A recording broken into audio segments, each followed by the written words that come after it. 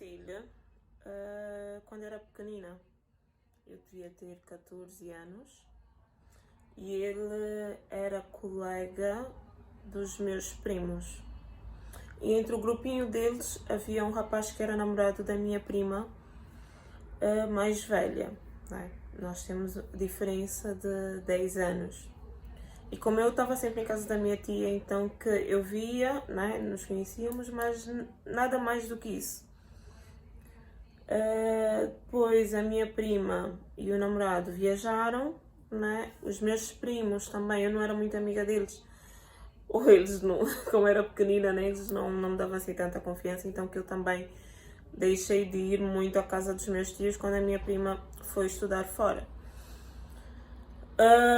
Bem, depois de 3 anos, nós nos reencontramos, que ele mandou uma mensagem no Facebook, adicionou-me e nós começamos a falar.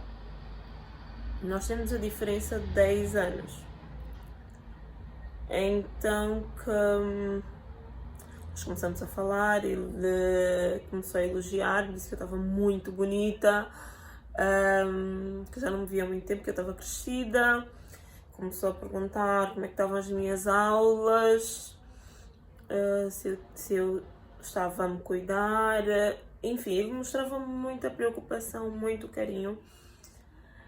E eu sempre fui meio que encantada por ele, que eu sempre achei muito, muito elegante, muito bonito. Então que começamos a falar cada vez mais e começamos a namorar. Eu tinha uma amiga, que era a minha única amiga, né? Então que depois, para começarmos a nos encontrar, eu meio que dizia aos meus pais que ia à casa da minha amiga, que ia sair com a minha amiga, que ia ao cinema com a minha amiga, e os meus pais nunca viram problema nisso. Até o dia que ele me foi buscar e quando a minha mãe viu o carro, perguntou quem era. Eu disse que a minha amiga tinha chamado um Uber para mim. Então só que a minha mãe depois saiu, viu o carro e foi conversar com o meu pai. Eu peguei e fui. Quando eu voltei, os meus pais estavam à minha espera para conversar comigo. E disseram que aquele carro não era Uber, até porque eu fui no banco da frente e perguntaram quem era. Bem, eu sempre fui um pouquinho rebelde.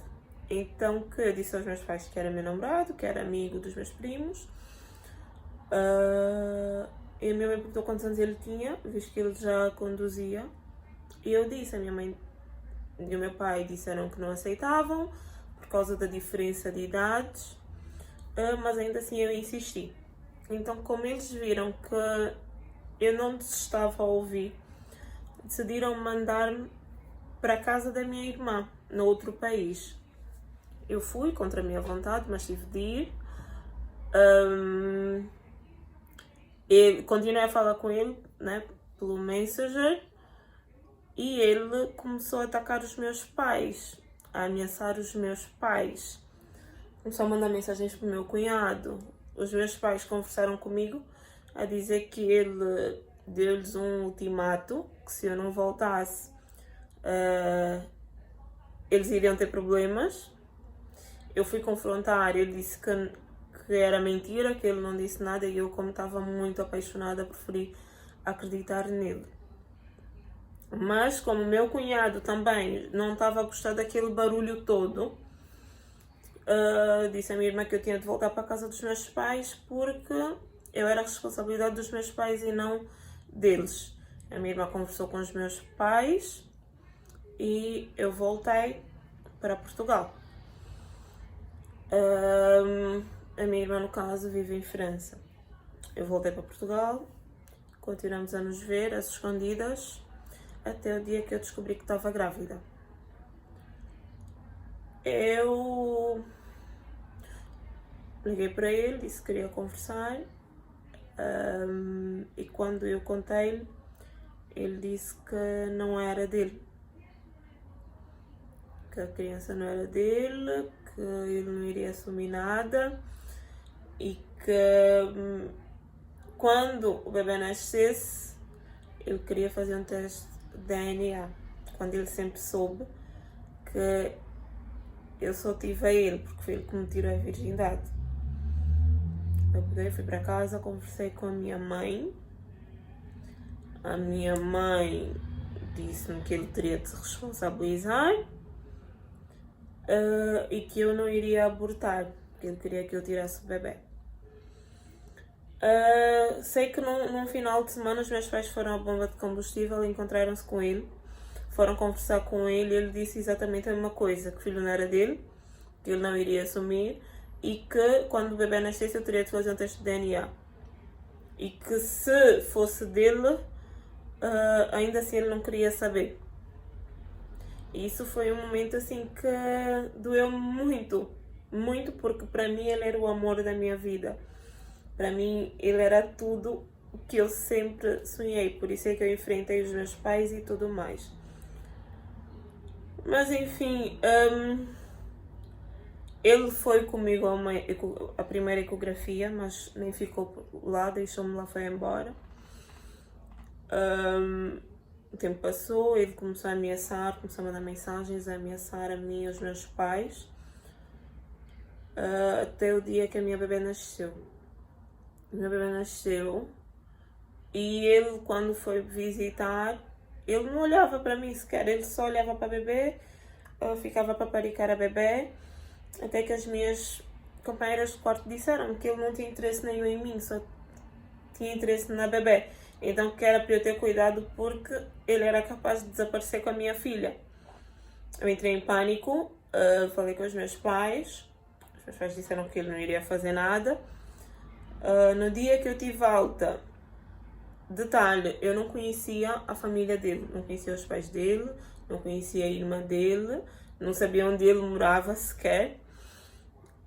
E no dia que eu tive alta, ele foi para o hospital com os pais, no caso a mãe, o padrasto e a irmã, e ele chegou ao ponto de ameaçar os meus pais com uma faca, dizer que eu iria com ele e que se eles se pusessem à frente, ele matava-os aí mesmo. A minha irmã mais nova, tem 13 anos, é que meteu-se à frente, puxou-lhe a faca e disse: olha, a minha irmã está lá em cima com a bebê. Eu naquele dia fui com ele para a casa dele, e com a bebê, e foi a pior coisa que eu podia ter feito, porque ele partiu o meu chip, comprou um chip novo, apagou os números todos do meu telefone. Eu não tinha sequer os números dos meus pais em mente. Eu não saía, eu saía só se fosse com ele ao supermercado. Eu não podia fazer nada, que era assim, controlada. Eu fiquei em cárcere privado durante 5 meses. Porque se eu estivesse no quarto a falar o telefone, a irmã dele ia para lá para ver com quem eu estava a falar. Se eu lavasse a roupa na máquina, controlavam, diziam que eu não fazia nada e que não tinha de estar a gastar luz. Enfim, eu era maltratada, eu era espezinhada, chegou ao ponto dele me levantar a mão. A minha filha, quando estivesse a chorar, ele dizia: vai ver porque é que a tua filha está a chorar, que isso é um problema teu. Ele nem olhava sequer para a criança.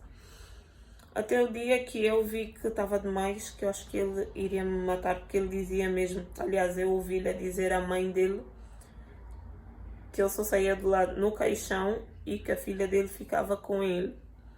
Aí eu liguei para uma amiga, ela ligou para os meus pais e os meus pais foram me buscar com a polícia. E só assim é que eu consegui sair de lá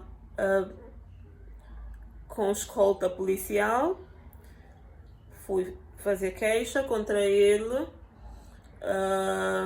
Foi emitido, né? Assim, ele está proibido de chegar perto de mim, né? Mas assim, eu hoje não consigo ir à rua sem companhia, não consigo ir ao supermercado, não consigo fazer nada. E depois o juiz autorizou que ele visitasse a minha filha de 15 em 15 dias, que a minha filha ficasse com ele metade do mês e metade do mês comigo, com os meus pais. E sinceramente a advogada está a tentar com que isso não aconteça, porque eu não sei o que ele é capaz de fazer com a minha filha. Eu não sei se ele é capaz de desaparecer com a minha filha, eu não sei. Assim, eu sinto muita raiva dele, muito ódio mesmo no meu coração e muito medo, porque ele chegou a me ameaçar, né? Então que eu estou assim, já voltei à polícia, né? Está tudo encaminhado, graças a Deus. E eu decidi partilhar convosco para que estejamos mais atentas, para que tenhamos mais atenção, principalmente ao que os nossos pais dizem. Também dizer que eu agora tenho estado a ter consultas com uma psicóloga, né? Porque é pesado. É pesado. Olá, ovos da Rossi. Bem, a história de hoje é de uma amiga, uma amiguinha pequenina, que é assim, ela era muito nova e eu acho que ela estava meio, ela ainda é muito nova, né? Mas ela estava naquela fase da rebeldia e por isso é que tudo que os pais dela tentaram fazer, tudo que os pais tentaram aconselhar, ela não ouviu. Mas essa história serve para que, mesmo nós, mais adultas, né, as mais novinhas, sejamos mais atentas, como ela disse, né? Tenhamos mais atenção, que nós aprendamos a ouvir o que os nossos pais dizem, que as nossas mães dizem, porque os sinais estão sempre aí. E depois alguma coisa, ela disse que ele, sempre que os pais lhe dissessem algo que ele fez, ele dizia que não fez e ela acreditasse nele, né? Preferiu acreditar nele do que nos pais dela. Ela hoje tem uma filha, né? Filhos são bênçãos, mas sinceramente eu não sei o que aconselhar. Vou apenas dizer para que tenhamos mais atenção com quem nos envolvemos, e que sejamos um pouquinho mais obedientes mesmo. E a vocês, meus amigos, minhas amigas, se alguém tiver passado por algo parecido, conte, tá bem? Nos comentários, em privado, como preferir. Comentem, partilhem, chamem os amigos, porque nós estamos aqui para isso. Porque eu estou aqui para isso. Beijinhos da Rossi e até a próxima história.